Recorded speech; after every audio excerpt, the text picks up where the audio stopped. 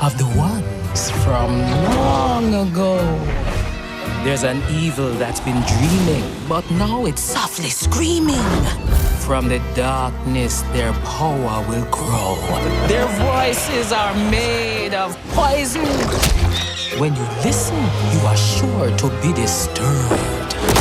You can lock your doors. You can say your prayers. No creature can resist their wicked words. Never mind, no need to worry. That's all just a story of the whispers of the old gods.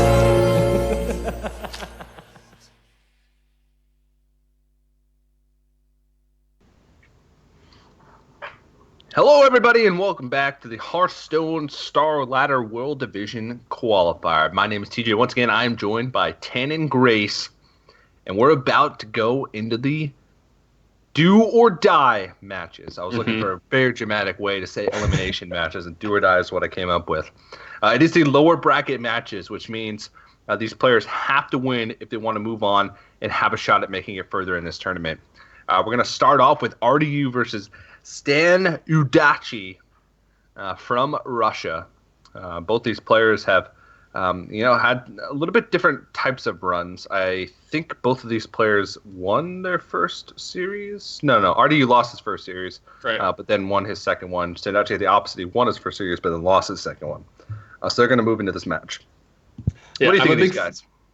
Yeah, as I say, I'm a big fan of the phrase "win or go home," but it doesn't exactly apply here since they are actually at home playing. But it's going to be interesting. ShtanUdachi's got kind of a standard lineup besides the Paladin deck that we've seen with some control decks, and you see RDU thinking about that by banning the priest deck because his lineup's a little more on the aggressive side. He's got Tempo Mage as well.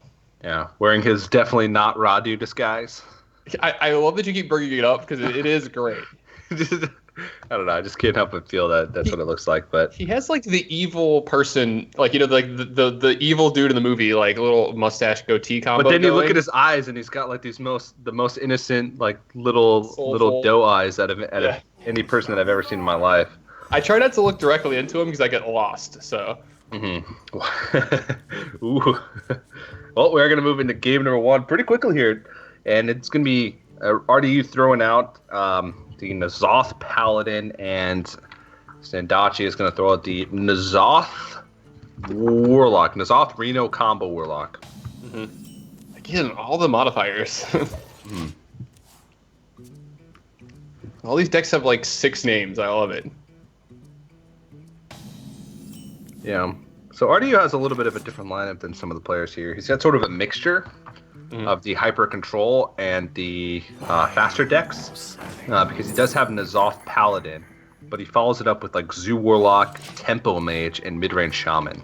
Yeah, I think it's just on like power level, right? I mean, like N'Zoth Paladin is just so good. It's just like one of the most refined decks that we have in the meta right now, and it's just so powerful that you need a good reason not to play this deck. Like I think of Amnesiac's lineup, the anti N'Zoth Paladin lineup is one that doesn't want to play it. Well, pretty much every other lineup has this deck.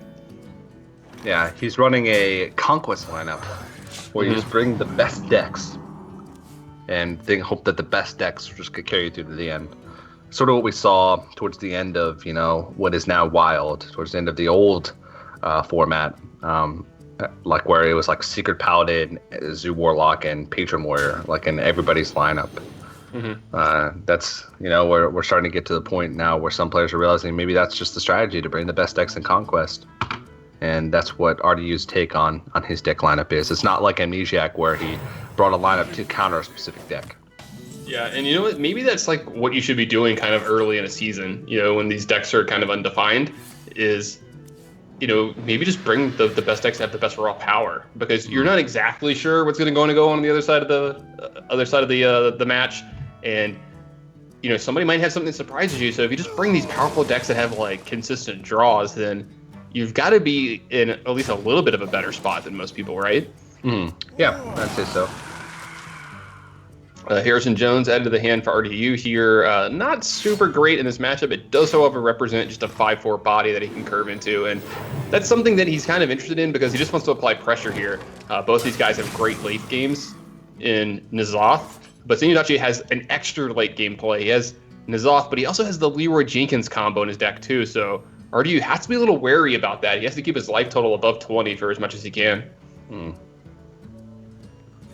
Just in here thinking whether or not to play the Cult Apothecary or tap, but Cult Apothecary doesn't get any value from it. That's the True Silver Champion, so he does have a lot of pieces of the combo in his hand already with Alex Straza, Leroy Jenkins, and Power Overwhelming. Just needs Emperor Thorsan and Faceless Manipulator to piece together a pretty big combination. Seems like the theme of the day, by the way. Just needs that Emperor Thorsan, and you know what, ShtanUdachi, he's actually just going to gain 4 life here. It's good enough for him. Yeah, he needs to get rid of a card too, because otherwise he would have overdrawn. So might as well get rid of the one that actually has a battle cry. Yep. You can get behind that play for sure. You know, 4/4 body, not, you know, super impactful in this matchup. There's stuff like Karin, there's like Humility Kodos, and there's a True Silver Champion in play, so it's going to be answered anyway. So definitely like him, you know, that being the card to throw away there. Plus, he doesn't need the huge heal effect from it. Like, 1 Reno in this game should be enough as a big heal effect. Yeah.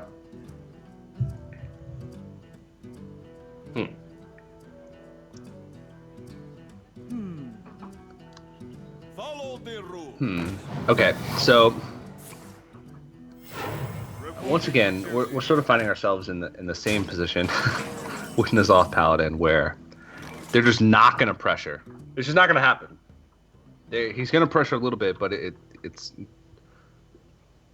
takes a long time for them to build up that pressure. And Stan's getting closer. The thing is, so you have to think about this Reno combo deck is its maximum combo potential is not the same as what we saw from a Mujiax deck. His maximum combo potential is actually like 24 damage right now. Yeah, it's not 30. Yeah. Yeah, it's Leroy Jenkins, Power Overwhelming, Faceless Manipulator, which is 20, and he also picked up a Soulfire. So that would make the combo deal 24 damage. So he still needs to find a way to piece together a little bit more. Yeah, I mean, some versions can sometimes run. I like this play a lot here. He's going to be able to steal a Karin from RDU.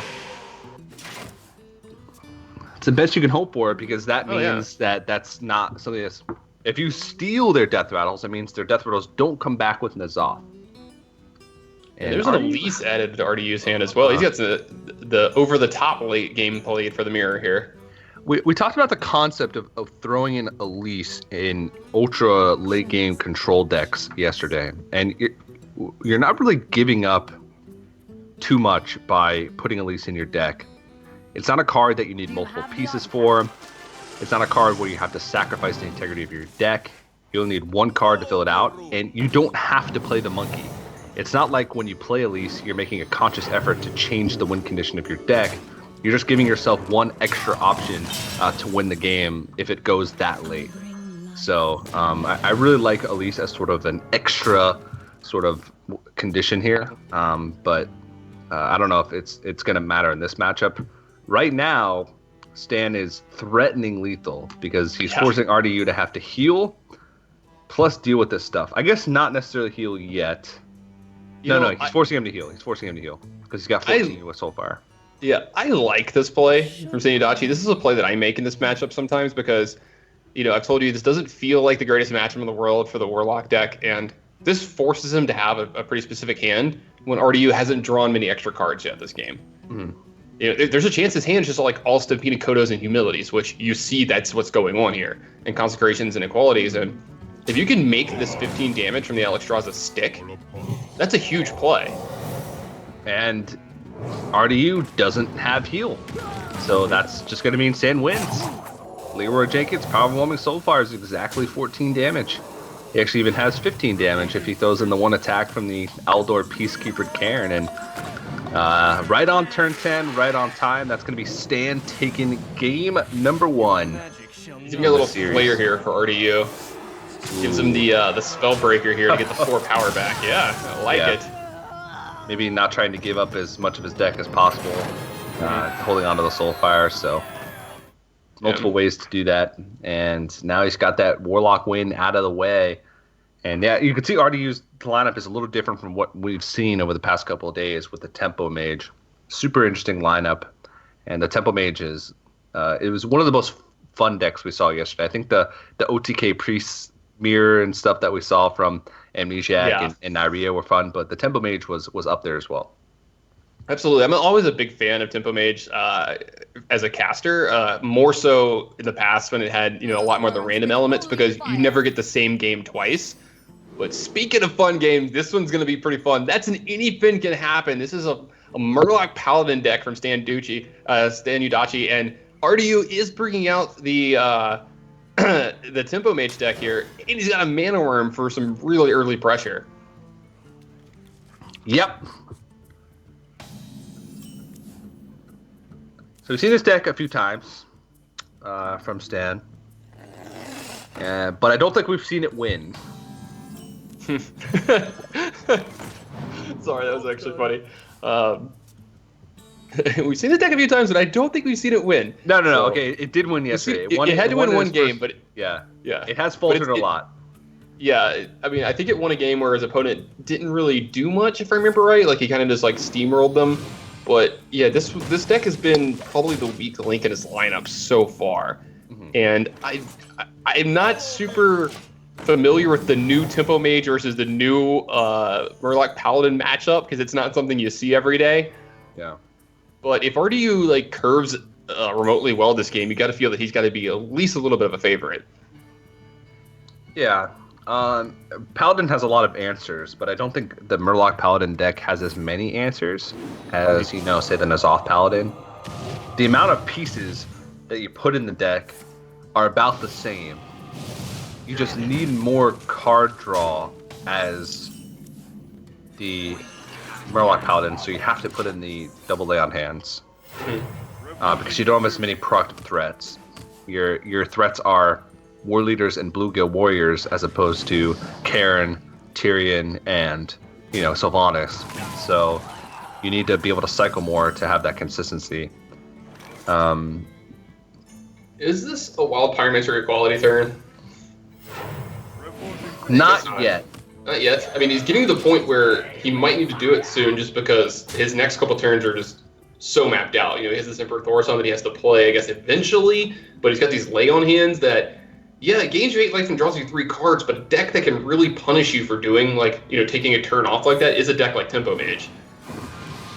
RDU's holding onto this coin, too, so there's going to be a big turn whenever this Archmage Antonius finally hits play.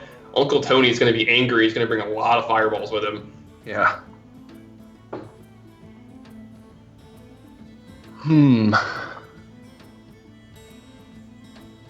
Wow, RDU's going to play this super patiently. This is,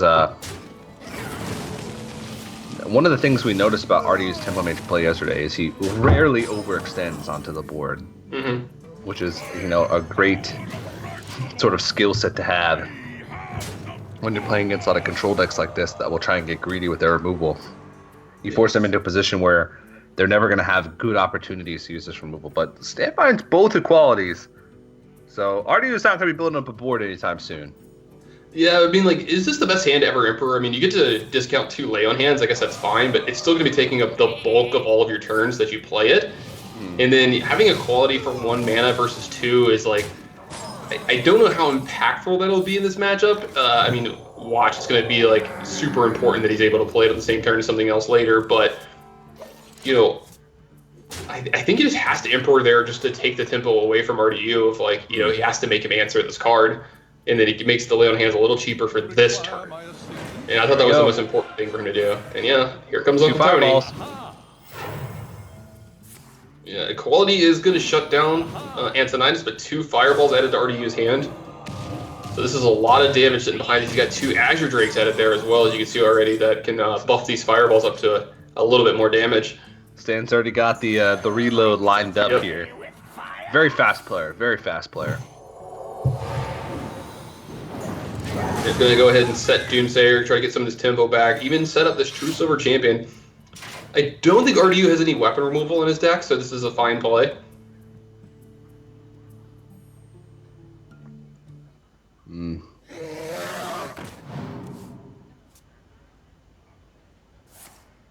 Yikes. Throwing the Azure Drake in to die. Yeah, he had another option there. I guess he didn't want to use his Fireball. He could have, played Cult Sorcerer into Fireball, the Doomsayer, but then, his Cult Sorcerer is just going to die to this True Silver Champion. Yeah. And here come the beats. Let's get started. So you got to get busy trying to kill him. You can actually start applying some pressure here, too. Mm-hmm. He's got both True Silver Champions. The charge damage from the Bluegill Warrior is nothing to scoff at. He also has Lay on Hands, which can, draw him into some more of this burn.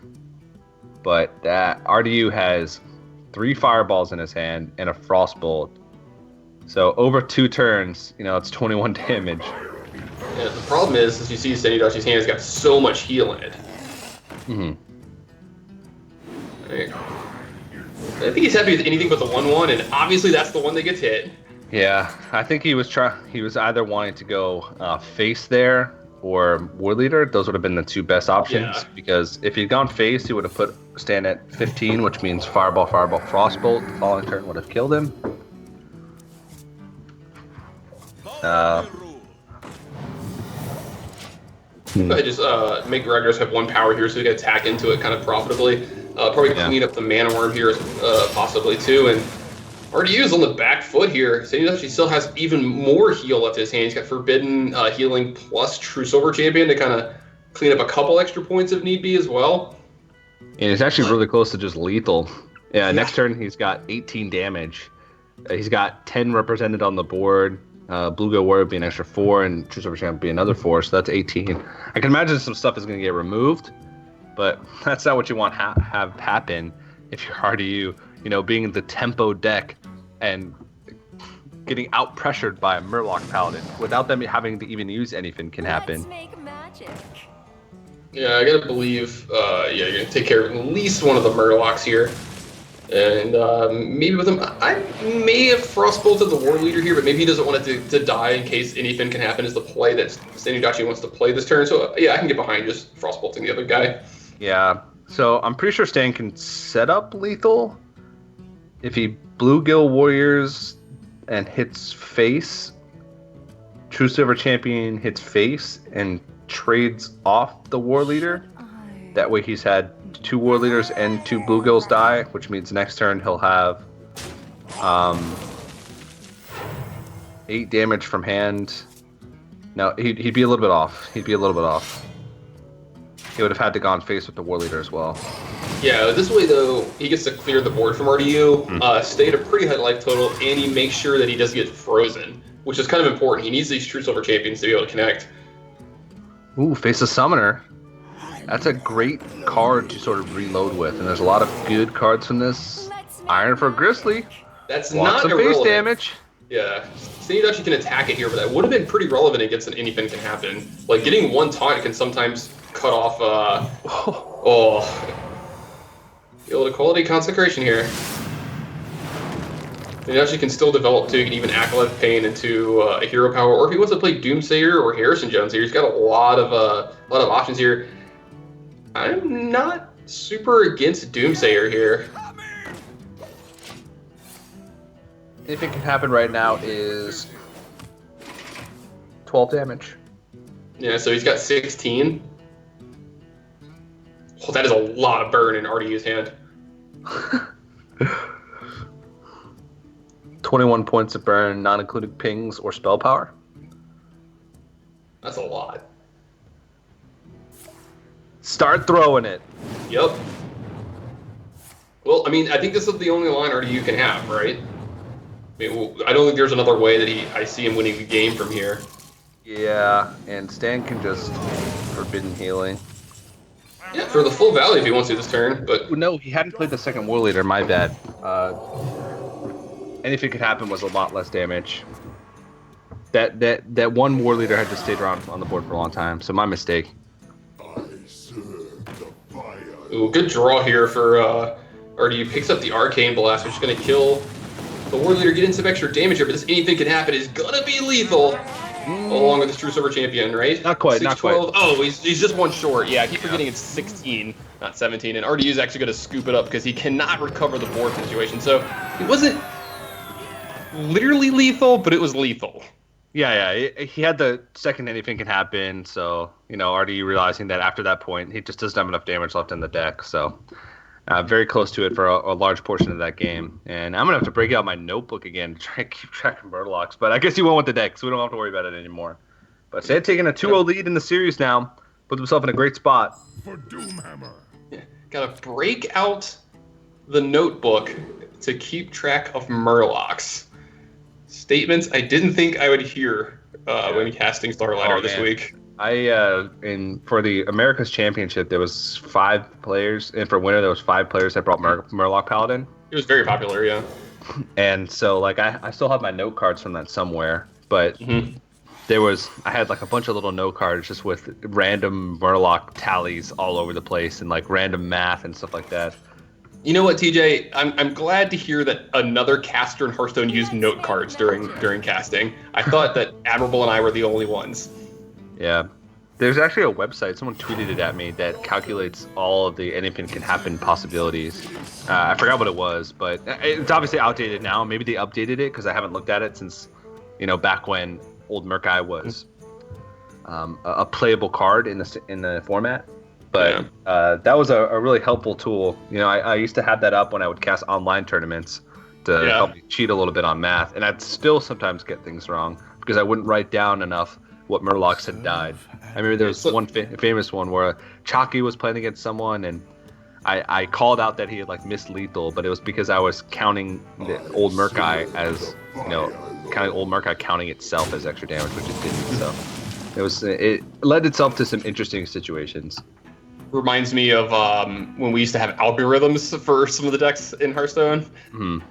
Like you had we used to do it for Magic as well for some of the decks too. You have to literally create an algorithm so you could get through your turns fast enough, like for Patron and stuff.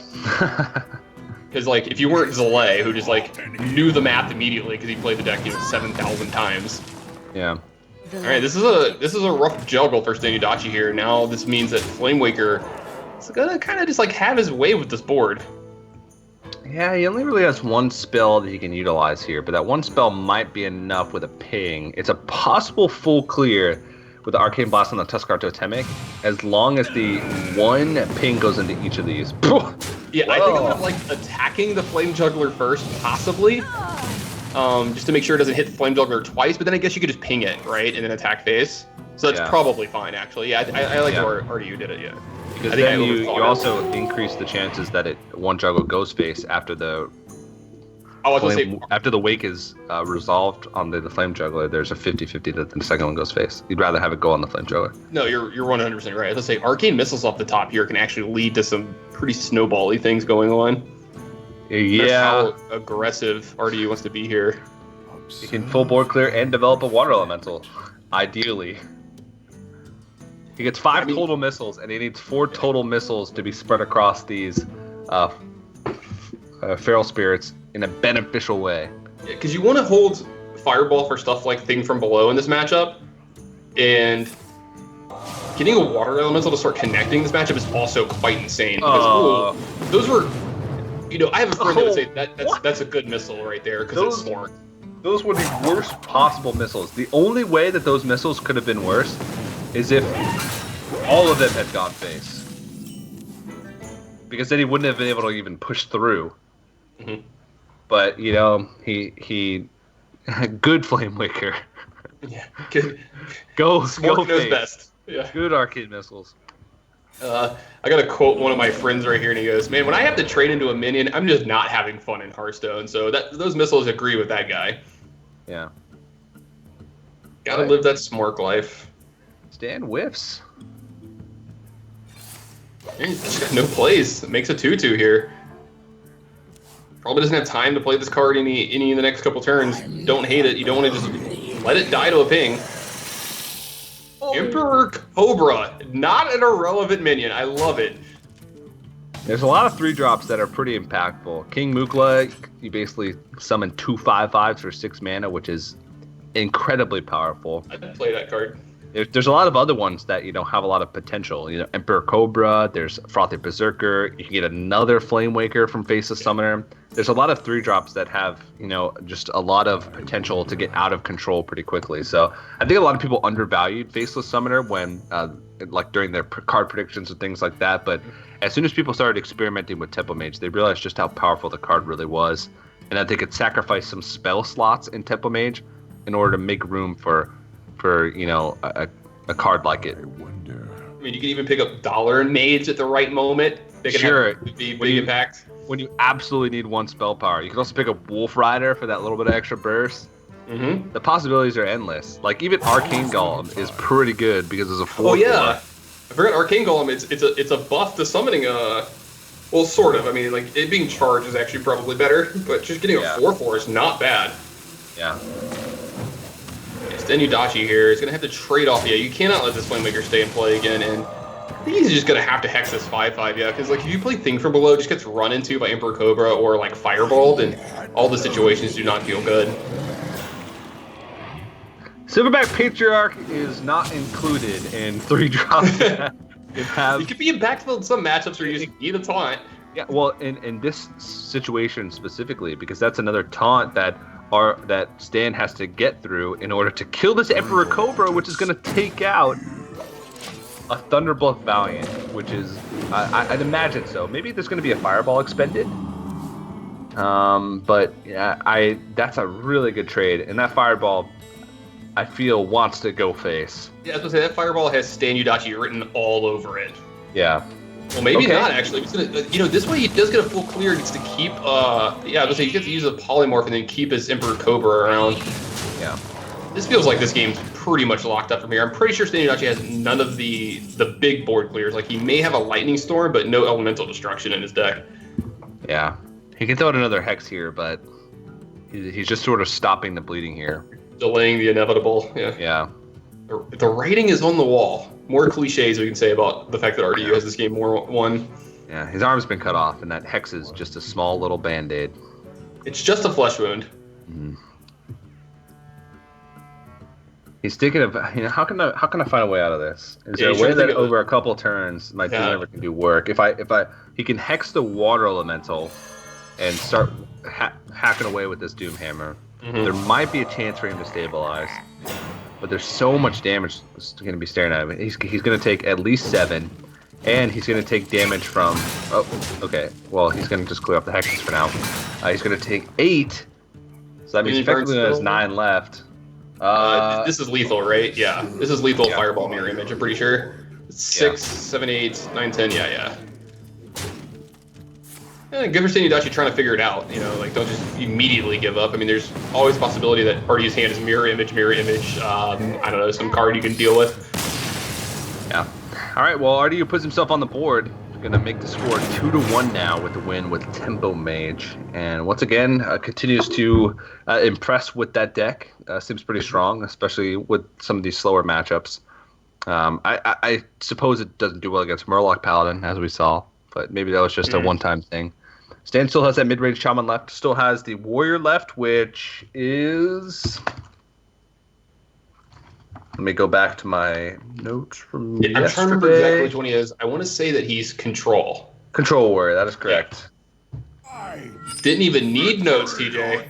Yeah, you have notes in your brain. I have a terrible memory, so... right in my brain notebook. All right, RDU has a Zoo Warlock, and that's an Azure Drake and a Mortal Coil. So that's not actually a Zoo Warlock. It's probably more of a mid-range Warlock with Zoo elements. Or maybe this is just what Zoo's becoming. Yeah, I mean, like, you saw the hybrid Zoos start to get kind of popular towards the end of the season right before Standard, and maybe this is something along... I mean, this just looks like traditional Zoo when you look at this hand. So maybe it has, like, 1 or 2 interesting cards put in it.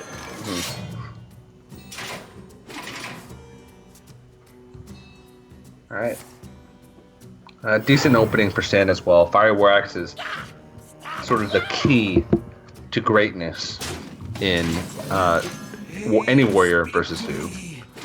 And he does have Justicar True Heart as well, so if he manages to stabilize, that can get him out of range of a lot of burst combos from Zoo Warlocks pretty quickly. Oh man, are we in for some tank up?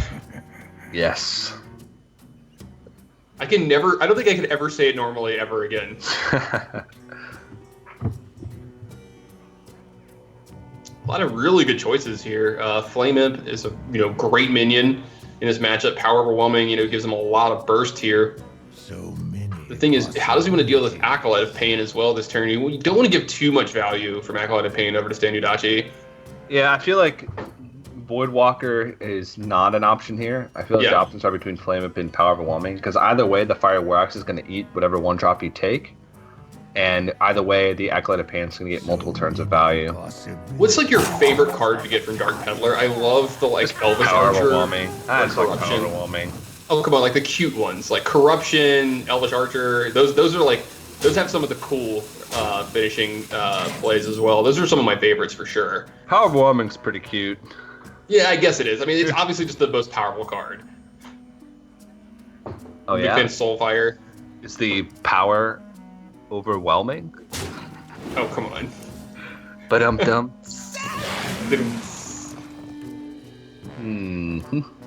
That is the most intimidating looking 1/1 I've ever seen in Hearthstone, by the way. Yeah. It's a scary 1/1. I don't even know what it is. It's just when you're sort of looking at it from a smaller angle, it just looks like a I don't even know. I was gonna say like a no. I was gonna say like a when you have like a piece of clothing that there's like a string that pulls off of it, and you keep pulling it, it goes into a ball, like a ball of yarn. Mm-hmm. But a ball of sweater. I don't know. Just forget. Just ignore me.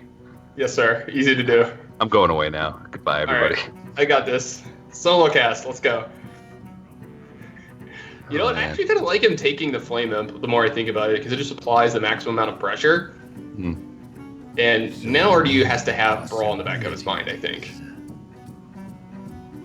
Yeah. So he's going to do his best to play around it to the maximum potential, but with Zoo, there's like, it's really hard to play around Brawl, because you feel like if you get brawled, you're in such a poor spot anyway. That's actually not a terrible draw here. You can, you know, put some more damage on the board. It has an immediate effect, so if you get brawled, it's not the worst feeling in the world. And you still have some pretty good recovery behind this. Azure Drake's great for reload. Oh yeah, absolutely. So is there won't be. So is Councilman. Yeah, there won't be a ton of armor on ShtanUdachi's side, so he has to like do stuff to get armor to shield slam. Yeah, you do want to just get one of the freebies. But yeah, I like this. I was going to say, I would have put Direwolf Alpha all the way to the side, trade my 2/1 in to get value from there, and then push the most damage possible.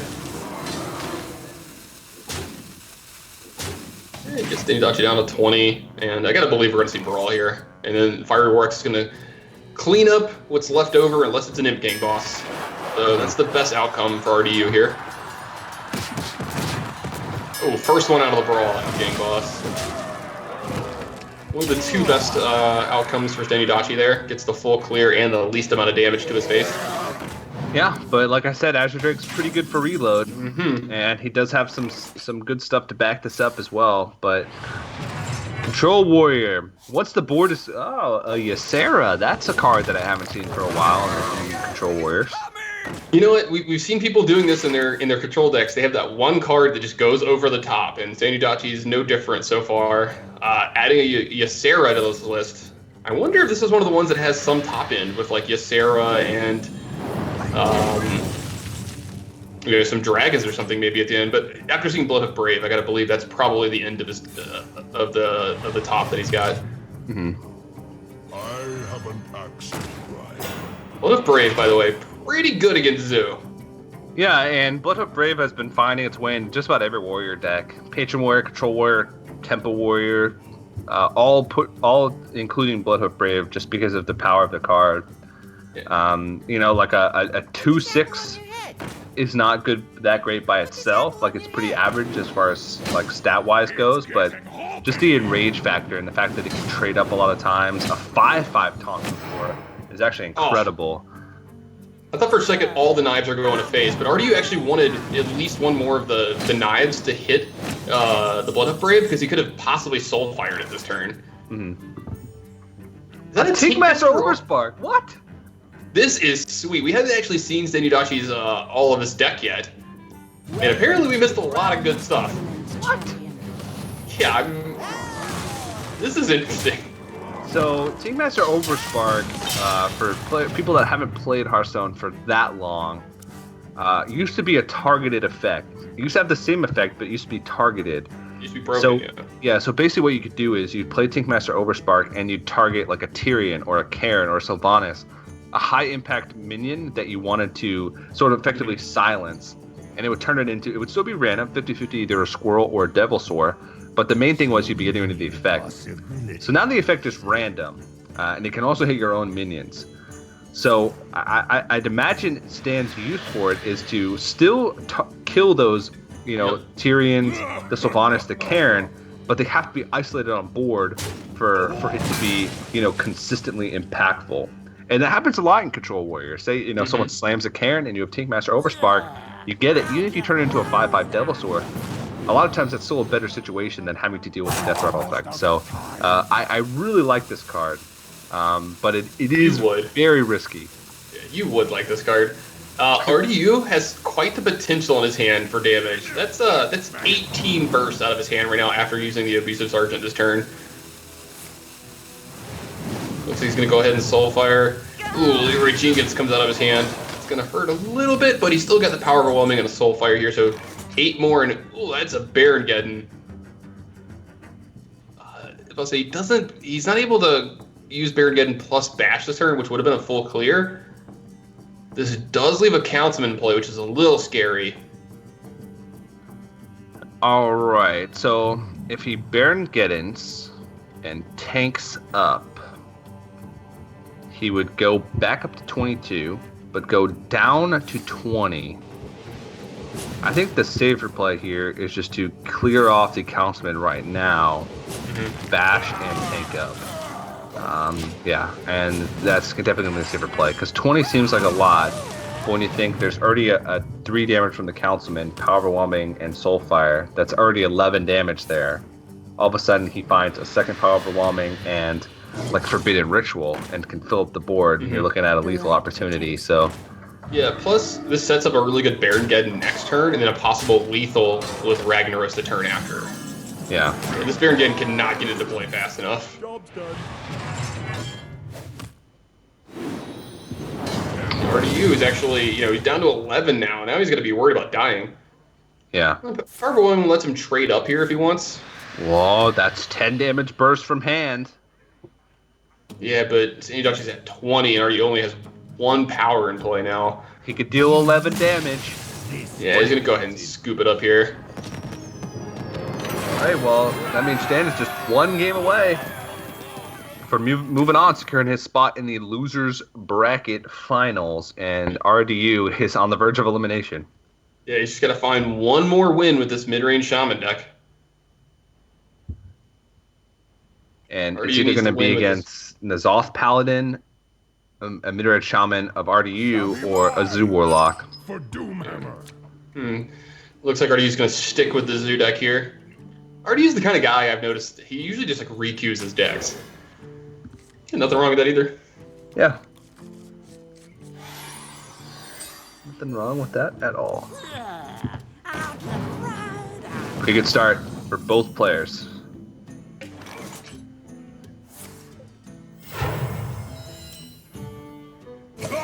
This is one of the stronger plays to protect your going second against either the Mirror or against Zoo. A lot of times it's beneficial because it allows you to develop a 1-drop, plus deal with it with either Rock Butter or Lightning Bolt if you're playing the aggressive version.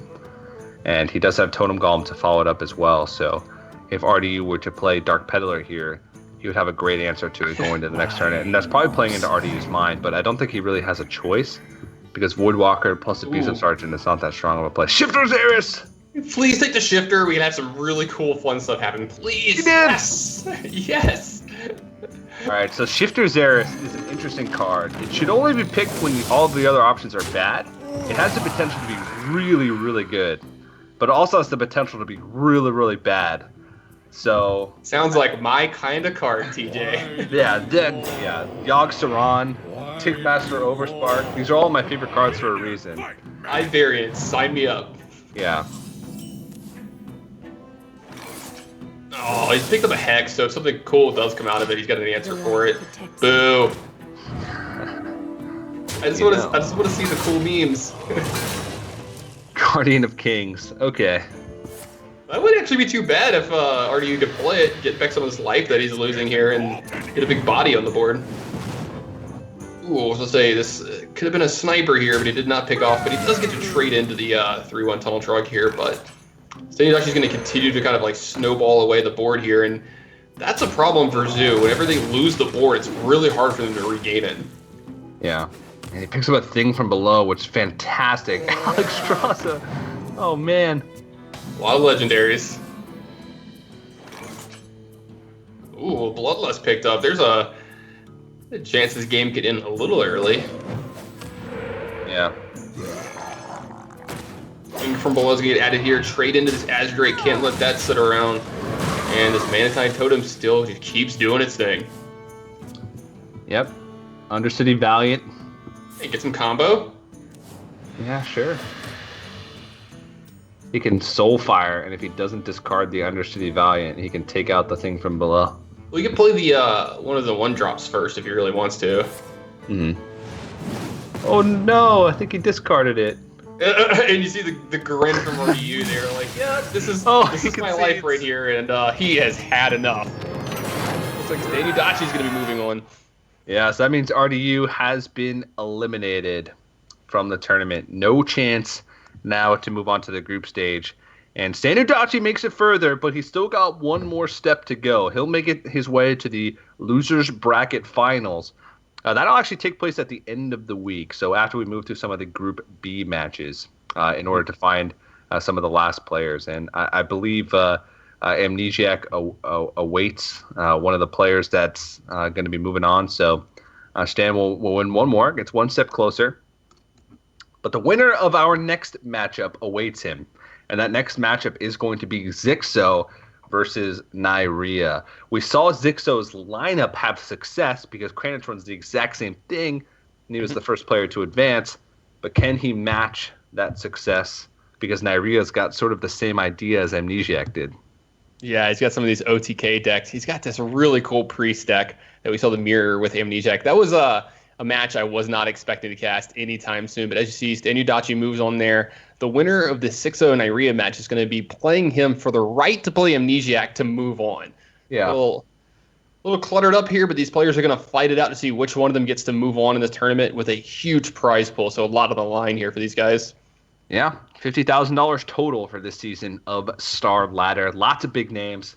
But we do have one more match left coming at you today. It's going to be Zixo Nyria. So don't go anywhere, guys. Final match of the day will continue right after this.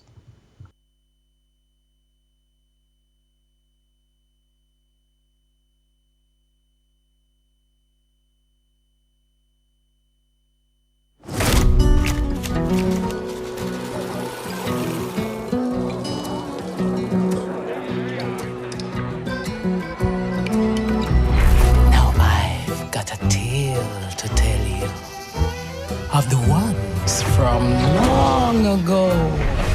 There's an evil that's been dreaming, but now it's softly screaming. From the darkness, their power will grow. Their voices are made of poison. When you listen, you are sure to be disturbed.